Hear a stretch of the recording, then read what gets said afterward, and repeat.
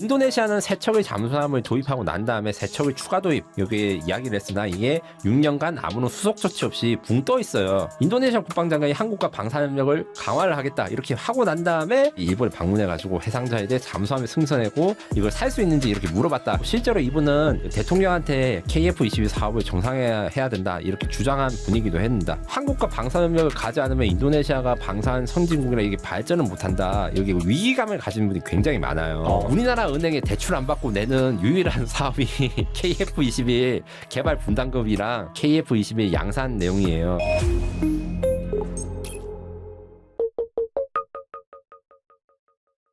주식, 암호화폐, ETF까지 원픽 리포트. 이거는 좀 잠수함 얘기 좀 해보도록 하겠는데요. 한국 해군의 최초 잠수함 장보고함이 34년간 34만 2천 마일을 항해하면서 단 한 건의 큰 사고 없이 임무를 또 수행했습니다. 특히 2004년 림팩에서는 미국 항모 타격단을 끝까지 피하면서 운용 능력까지 증명을 했는데 이 장보고함의 운용 성과는 한국 잠수함 전력 발전에 어떤 의미가 있다고 보시나요? 한국 잠수함대는 정말 피와 땀으로 쓰여진 역사입니다. 그 잠수함 사령부에서 구호가 있는데 100번 잠수하면 100번 부상한다. 이게 구호예요. 이 어떤 말이냐면 네네. 원래 대한민국 잠수함 역사는 1970년대부터 이제 이탈리아에서 소형 잠수정 같은 걸 들여왔다가 돌고래급이라고 하는 이제 국산 잠수정을 만들었다가 독일로부터 209 클래스라는 배를 이제 수입해가지고 썼는 게 이제 시작이었는데 국방위보라고 우리나라 이제 국방홍보원에서 운영하는 컨텐츠의 이 역사 같은 게 칼럼이 좀 길게 있어요. 책으로 됐는데 이제 인터넷에 공짜로 있습니다. 이 약간 저는 이게 무협지라든가 혹은 그 뭐라 해야 돼 인생 역적을 담은 책 정도로 읽으실 정도로 굉장히 이제 고통이 많았어요. 이게 처음에 우리가 만드니까 불안해서 잠수를 했는데 뜬 것도 모르는 거예요. 그 탔던 분들은 다 목숨을 걸었습니다. 요런 것들을 다 이겨내고 우리나라 최초의 그 209급 잠수함인 장보고함이 34년 추적 동안 한 건의 대형 사고 없이 무사히 임무를 수행하고 지구 15바퀴를 항해하고 그다음 그동안에 이제 무사고로 인명 피해 없이 운용했다는 거는 전 세계 잠수함 역사상 전무후무한 일입니다. 잠수함 특승조원분들 그다음 잠수함은 굉장히 위험한 무기예요. 제가 이제 국제 뉴스 다루고 잠수함 다룰 때 뭐 인도라든가 뭐 다른 나라 잠수함들이 실수로 그 뭐 해체 문을 열어놔가지고 잠수를 한 다음에 물이 새가지고 가라앉았다 뭐 이런 것도 조금 다루고 했는데 이게 우리가 하는 입장에서 웃기지만 잠수함을 타면 솔직히 말하면 제가 잠수함에 잠수까지는 안 해보고 들어가 보기는 했는데 너무 무섭습니다. 창문이 하나도 없다는 게 진짜 두렵거든요. 이런 상황에서 이거를 이제 무사하게 그 임무를 수행하고 그다음에 퇴역했다는 거는 세계 잠수함 역사상에 자랑할 만한 위대한 업적이라고 해도 전혀 문제가 안 됩니다. 특히 요게 관련해 가지고 여러 가지 역사가 있었어요. 2004년 림팩 태평양에서 미국의 동맹국들이 모여가지고 같이 합동 훈련을 하는데 요게 어떤 훈련인지 잘 아시려면 이제 그 미국의 SF 영화 중에 배틀쉽이라는 영화가 있습니다. 이 림팩 훈련을 하는 함대가 외계인이랑 맞서 싸우는 이야기인데 거기 아주 잘 나와 있어요 생각보다. 그 훈련을 하는 게 어떤 식으로 하냐면 하와이 앞바다에 훈련 구역을 이렇게 설정해 놓고 요 안에서 배가 움직이되 서로 싸우는 시뮬레이션을 합니다. 이 과정에서 장보고함을 비롯해서 우리 장보고 원급 잠수함들이 아주 많은 시험비 그 훈련 내에서 성과를 냈습니다. 지금 이제 제가 그린 그 이미지로 만든 게 존 C 스테니스 니미츠급 원자력 항공모함을 이 장보고함이 격침 판정을 받는 등 30여 척의 함대를 격침하는 이 가상 격침하는 이 워게임 시나리오에서 승리를 해서 해외에서 굉장히 놀랐어요. 물론 이것은 어떻게 가능하냐면 실전에선 일어날 수 없는 일인데 그래도 의미가 있어요. 무슨 말이냐면 실전 상황이었다면 이 미국 원자력 항공모함이 너무 빨라가지고 우리 장보고급 잠수함이 쫓아갈 수가 없어서 격침을 하는 게 사실 어려운데 이 공간을 이렇게 만들어놨으니까 그러니까 미국 잠수함이 우리 쪽으로 다가오는 상황에서 이렇게 공격을 했을 때는 이렇게 30번 이상 공격을 성공하고도 탐지되지 않았다. 이게 지금 엄청난 거거든요. 그래서 어떤 분들 입장에서는 이게 훈련 상황이고 그다음에 그 싸울 공간을 미리 정해두고 했으니까 장보고함이 사실은 좀 그 성과가 과장됐다 이렇게 하는데 반대로 가상 상황에서 미국의 원자력 항공모함이 대한민국에 대해서 들어왔을 때 장보고급 잠수함은 30번 이상 격침을 할 수 있는 이런 기회를 잡았다는 것이죠.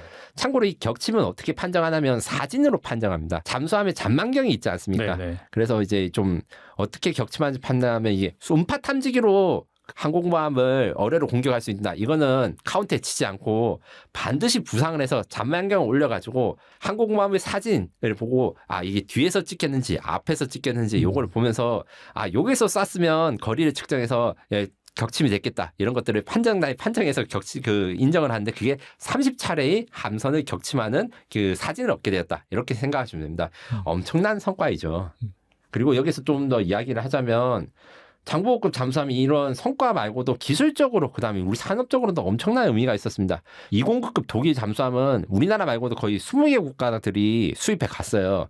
그중에서 자신들의 독자적인 잠수함 기술을 확립하고 건조한 나라는 사실상 대한민국밖에 없습니다.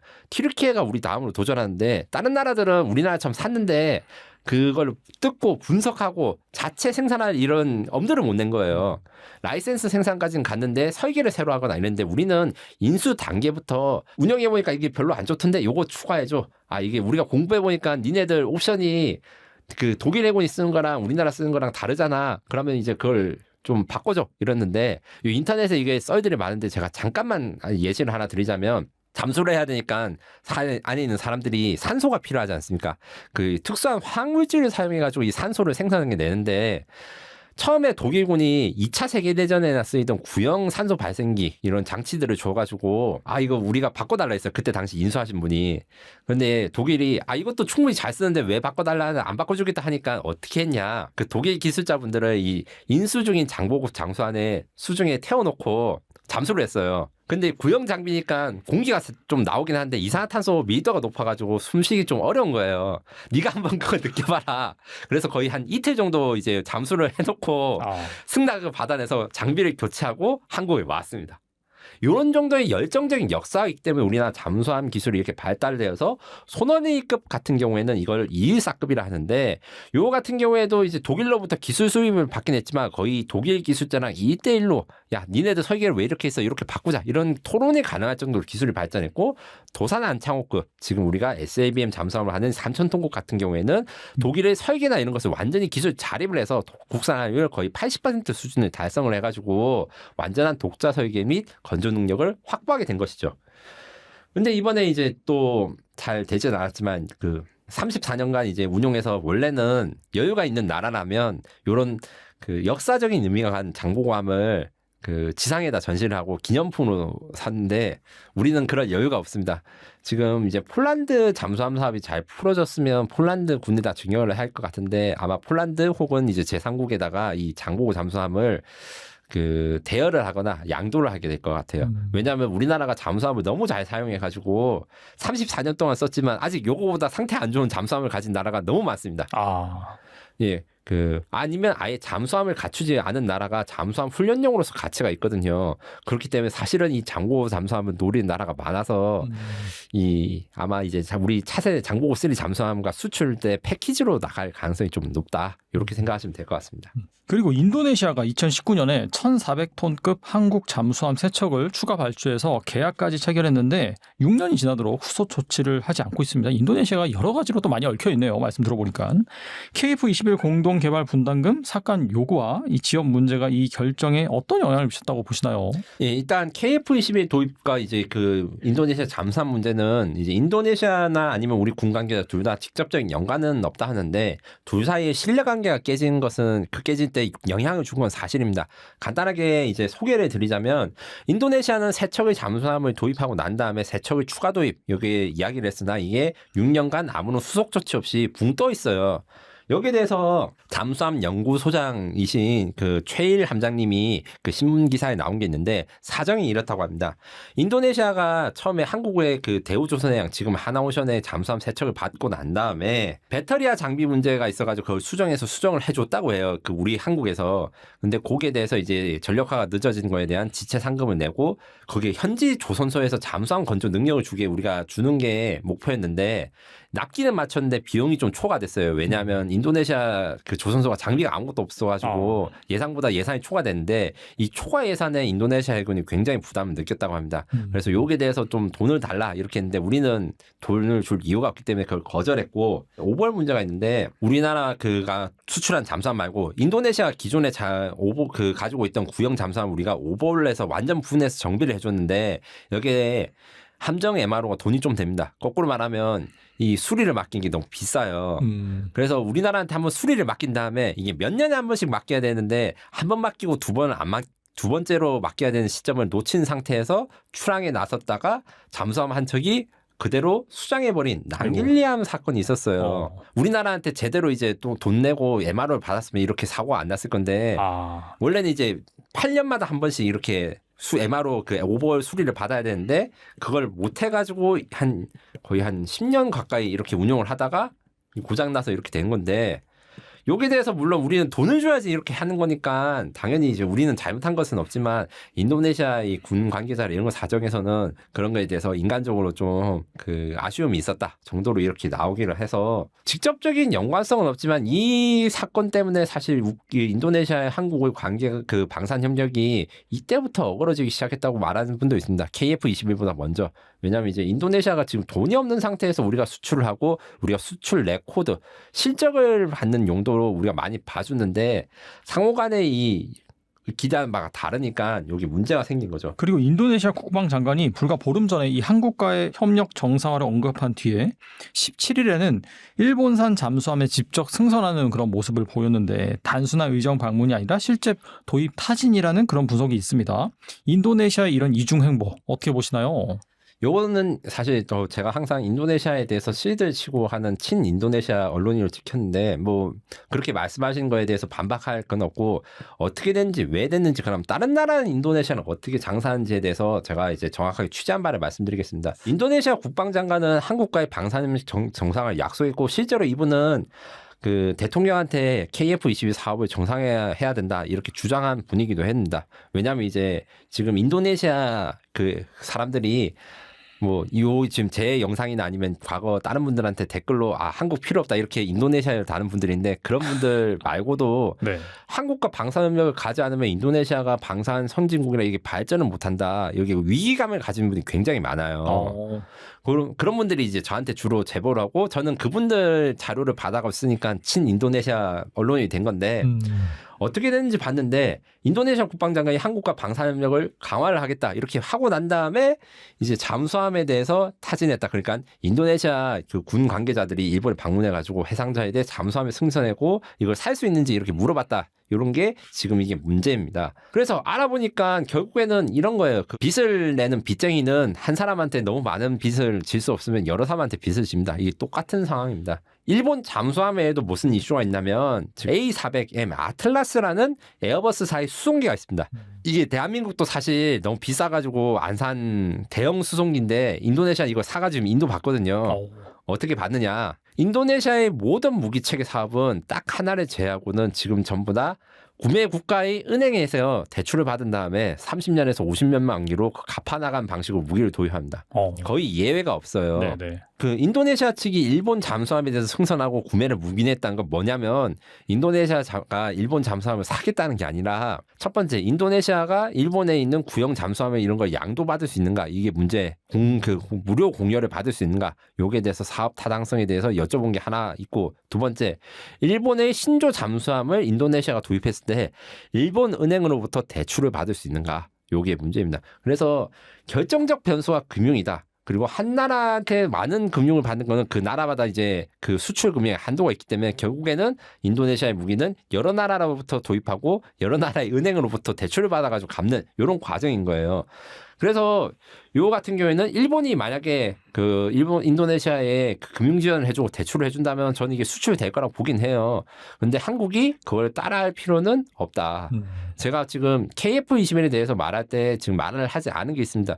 인도네시아가 지금 현재 KF-21 공동개발 지금 오늘 기사로 제가 알기로는 인도네시아 현지에서 그 분담금 그 개발 비용 깎여진 거에 대해 본계약을 시작하는데 이 1조 6천원에서 6천억 원으로 요거를 현금으로 우리나라 은행에 대출 안 받고 내는 유일한 사업이 KF-21 개발 분담금이랑 그다음에 KF-21 양산 내용이에요.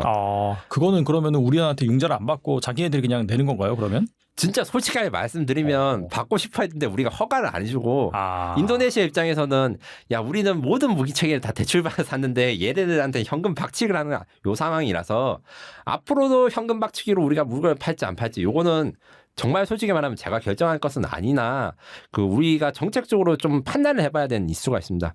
그 인도네시아가 실력이 어려운 파트너라고 하는 거 충분히 이해하고 저도 동의한 게 맞습니다. 기본적으로 자금 조달이나 이런 것에 대해서 항상 우리가 돈을 꽂아야만 그 나라가 무기를 사는 거 요게 대해서 참 문제가 많죠. 거기다가 이제 투명성 그러니까 인도네시아가 아직까지 이제 민주주의가 정착이 되지 않았다. 아니면 그리고 이제 비리가 좀 많았다. 이런 의혹들이 있기 때문에 요게 대해서 문제가 있는 거. 그다음에 잦은 결정 번복. 그 인도네시아 국방장관이 프랑스로 그 오만으로부터 중고 전투기를 살려다가 국민 여러분들 욕을 많이 먹어서 그 즉시 취소하거나 아니면 중국제 살 수 있다고 이야기를 했다가 욕을 먹으니까 아 그거 산다는 게 아니라 그냥 알아만 봤다 이런 식으로 변명을 하는 이런 것들은 사실 후진국인 게 맞죠.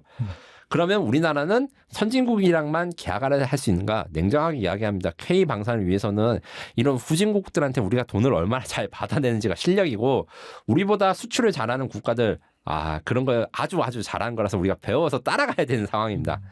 그래서 인도네시아에 대해서 단순히 무기 구매국이 아니라 이 인도네시아를 잘 다루는 게 우리가 정확하게 이야기를 하면 인도네시아부터 얼마나 우리가 무기 판매 대금을 잘 받아내는지가 우리나라 K방산의 성장의 핵심적인 조건입니다. 인도네시아 말고 필리핀, 동남아, 그다음에 남미 지역, 심지어 동유럽 지방도 인도네시아랑 유사한 문제들이 있어요. 이 사람들을 잘 다룰 수 있는 게 진짜 방산 선진국이고 이 사람들로부터 돈을 잘 받아내는 기술이 있어야 됩니다. 그리고 인도네시아의 그 중동 시장과의 연결고리 이게 굉장히 중요합니다. 인도네시아는 그 우리나라는 참 인도네시아 미고랭 라면 정도만 이제 슈퍼에 있지 인지도가 좀 작아요. 네네. 네. 오죽하면 아시아권의 인도네시아 쪽에서 이제 걸그룹 멤버 나온 게 거의 얼마 전 올해 처음 있었거든요. 대한민국 K-팝 걸그룹 중에서. 생각해보니까 없네요 거의. 예. 네네.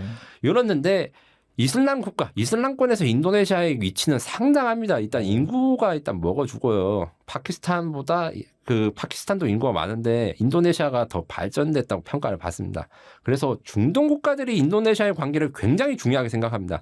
제가 앞서 이제 다른 영상에서 한번 말씀드린 적이 있는데 인도네시아랑 사우디아라비아, 인도네시아랑 아랍에미레이트 관계가 너무 좋아요.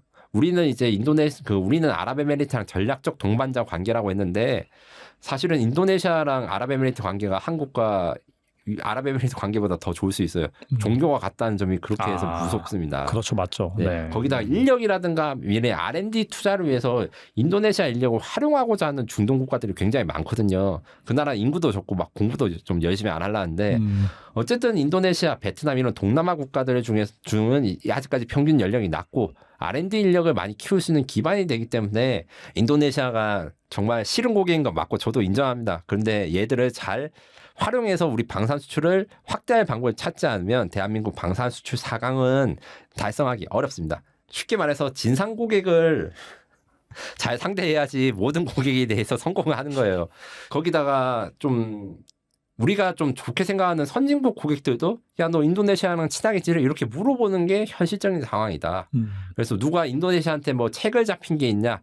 혹은 인도네시아한테 뭐 비밀이 뭐 인도네시아한테 간 거 있냐? 북한과 친하게 지낸다는데 뭐 이런 것들 다 이런 뒷 배경이 있기 때문에 생기는 문제입니다. 물론 이게 좋은 상황이냐? 절대 좋은 상황은 아니죠. 미국은 이렇게 하지 않습니다. 근데 미국조차 인도네시아에 무기 팔 때 차관 대우해줘요. 우리나라 유일하네요. 그렇죠. 그리고 그게 싫고 현실적으로 어려우니까 지금 뭐 분담금이 삭제된다 뭐 이런 거가 나온 건데 인도네시아가 언제까지 이럴 수는 없으니까 걔들 버릇도 고쳐줘야 되는 건 맞지만 지금 현재 상황도 같이 고려를 해야 된다. 이재명 대통령이 지금 이제 에이펙 정상회담에서 모두 발언으로 협력을 강화해야 된다. 그러니까 대놓고 인도네시아 니네들 돈 왜 안 되냐 어떻게 이렇게 협박을 한 게 아니라 좋게 돌려서 말하니까 오히려 수비안토 인도네시아 대통령이 당황을 해가지고 비공개에 돌리고 이렇게 한 게 그런 맥락이 있습니다. 그러면 약간 정리한다는 차원에서 이 잠수함 수출과 관련해서 인도네시아의 관계 어떻게 하면 좋을지 말씀해 주세요. 네, 기본적으로 대한민국의 잠수함 개발 성과는 여기 저희 지금 슬라이드에 대해서 보면 알겠지만 굉장히 자랑할 만합니다. 하지만 그럼에도 불구하고 후발주자라는 게 이번에 드러났어요. 아마 다음번에 또 제가 분석할 기회가 있을 건데 폴란드 잠수함 사업에서 대한민국이 져가지고 스웨덴이 이겼는데 사실 한국 사람들 중에서는 다 우리 아니면 프랑스, 독일이 가져가겠지 스웨덴이 이길 줄 몰랐다는 분들이 많은데 이게 아직은 우리나라가 방산 수출의 초보자, 그러니까 초기 도전자에 가깝기 때문에 유럽이라든가 방산 선진국들의 방위 사업이 어떻게 수출하고 이런 거에 대해서 더 공부가 필요합니다. 그럼에도 불구하고 우리는 신뢰성 있는 무기를 개발한 걸 증명을 했고, 그 다음에 우리한테 잘해주는 파트너한테는 신의를 다해서 해주는 것은 이미 입소문이 났기 때문에 인도네시아가 이렇게 잘못된 행동을 보이는 것에 대해서 수정을 요구하는 건 분명히 필요합니다. 그리고 우리나라가 법적으로 정당한 것을 요구하는 것도 당연히 필요한데, 그러면 인도네시아랑 손절을 하자, 끊자, 보지 말자, 이거는 우리나라가 패배하는 겁니다. 그들과의 협력에서 다른 나라랑 어떻게 거래를 하는지, 그리고 우리나라만 특별히 뭔가 다른 대우를 받는 게 있는지 점검을 하고 다른 나라와 동등한 요구를 하면서 그들에 대해서 이제 방산 수출을 교두보로 삼을 수 있는 이런 전략과 내용이 결국엔 우리나라 방위 산업이 성장하는데 핵심적인 요인이 된 겁니다. 그래서 인도네시아가 말이 많은 거죠.